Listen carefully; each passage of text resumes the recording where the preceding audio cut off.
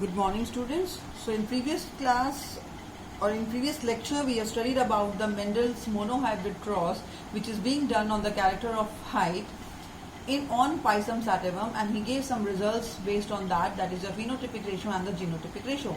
So when you talk about these two, that is the phenotype and the genotype, the phenotypic ratio was 3:1 and the genotypic ratio was 1:2:1. Now based on that monohybrid cross, the Mendel has provided the various statements or the various hypotheses or the various theories. Now we are going to deal with those theories, those hypotheses. Now first is your law of dominance. What do you mean by law of dominance? Law of dominance states that of the pair of genes which are inherited by the progeny, one allele shall dominate over the other trait borne by it shall express.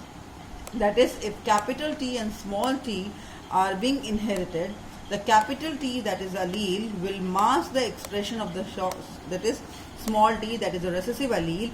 Okay, so that is a law of dominance. So law of dominance states that when the two different alleles are present together in an individual, the dominant allele will express its character and the recessive allele will suppress its character. And how this dominant allele will express its character? By suppressing or by masking the characteristic feature of your or the expression of your recessive allele. Is it clear? Right. Then you have the law of segregation of the factors, law of independent assortment. Now when you talk about the law of dominance, so then you have the law of segregation. Law of segregation states that when the two different alleles are present together, these two different alleles, when they are present together in an individual, they will not intermix the character. That is, the crossing over will not take place between these two alleles. They get segregated separately without blending the characters during the gamete formation. For example, when the capital T and the small t are present together in an gamete, in an individual, so during the gamete formation, the capital T will form one gamete or the small t will form the another gamete without intermixing the character, and that is why in the progeny we get the characters either the tall or the dwarf. We are not getting any intermediate character, any intermediate size or the height of the plant. Is it clear?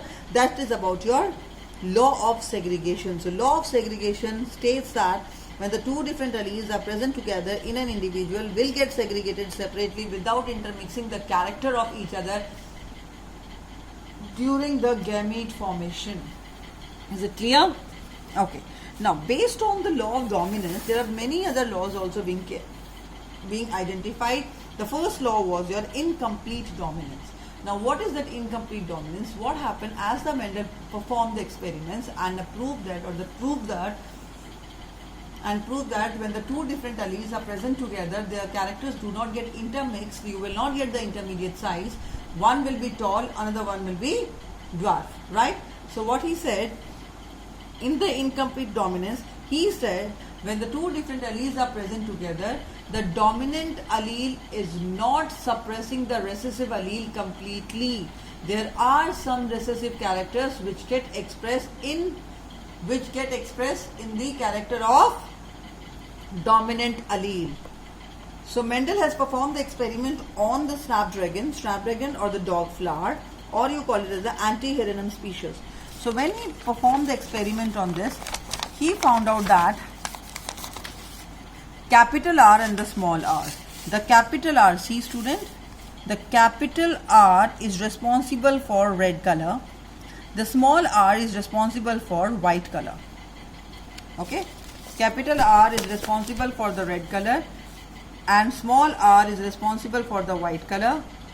Okay, the homozygous dominant allele and the heterozygous recessive allele. Now see what they say, that when the homozygous dominant allele is present together, that is your capital R and capital R, it will provide you the red color, right? And when the recessive allele is present, it will provide you the white color. Is it clear? Right. But as per the Mendel statements in the monohybrid cross, he said when the hybrid are present together, that is the dominant allele and the recessive allele is present together, the dominant allele will suppress the total character of your recessive allele. Yes or no? Yes. But in this particular cross, that is your incomplete dominance, it is not true. It do not prove that. They say that when the heterozygous capital R and the small r is present together, okay, when the heterozygous small r and the capital R is present together, the sum of the small r character, that is a white color character, will get expressed and it will suppress some of the character of your dominant allele. So they said that the dominant allele is not completely suppressing the recessive allele, and that is why instead of getting the red color and the white color, you are getting the pink color in the middle. Is it clear? So that is why, as per the Mendel states that in the law of dominance, he says that when the two different alleles are present together, the dominant allele will express its character. But in this incomplete dominance, they state that it is not the dominant allele which will express its character. There are some characters from your recessive allele which also get expresses, or the dominant allele will not be able to completely suppress the character of your recessive allele. Is it clear? So that is why in heterozygous condition you are getting the all pink color.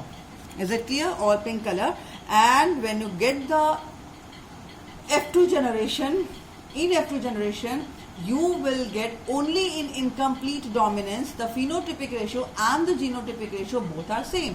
Because here when you talk about phenotypic ratio, you are not getting all three red and one white. You are getting one red, two pink and one white. Okay, one red, two pink and one white. Is it clear? So that is why in this condition, only in your incomplete dominance, please student find only in your incomplete dominance, only in the incomplete dominance your phenotypic ratio and your genotypic ratio both are same, that is your 1:2:1, right? But in your Mendel's law of dominance, that is your in monohybrid cross, the phenotypic ratio was 3:1 and genotypic ratio was 1:2:1. But in your incomplete dominance, the phenotypic and genotypic both are same. Is it clear? Right. So that was about the structure. Okay. Right. Next you have the pea plant. Now see student, with the shape, again you have one more thing, that is incomplete dominance can be shown by another thing, that is the shape of the seed and the size of the starch grain in the seed. When you talk about that, see heterozygous capital B small b and the capital B small b will provide you capital B capital B, capital B small b and small b small b. That is your homozygous dominant, heterozygous dominant and homozygous recessive. Now when you talk about the homozygous dominant, you will get round seed and the big grain. When you talk about the capital B and small b, you are getting the round seeds and the medium sized grain. Now see, when you talk about the round seed, when you talk about the shape of the seed, you are getting, you will find out that capital B act as a dominant character. But when you talk about the size of the grain, then the capital B is not the dominant character. It will show the incomplete dominance with the small b. Is it clear? That is why when the heterozygous condition is present, that is a capital B and small b, instead of getting the big grain size, when you are considering the size of the seed, you are getting a medium sized grain. Is it clear?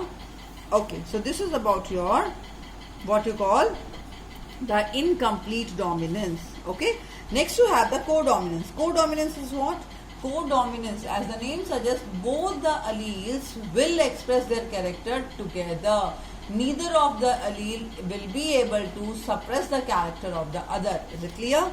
Okay, so that is your codominance. Codominance takes place when both the alleles in a pair express each other equally. In humans, ABO blood type is controlled by the three alleles IA, IB, IO. IA and IB produce slightly different sugars on the surface of RBC, and hence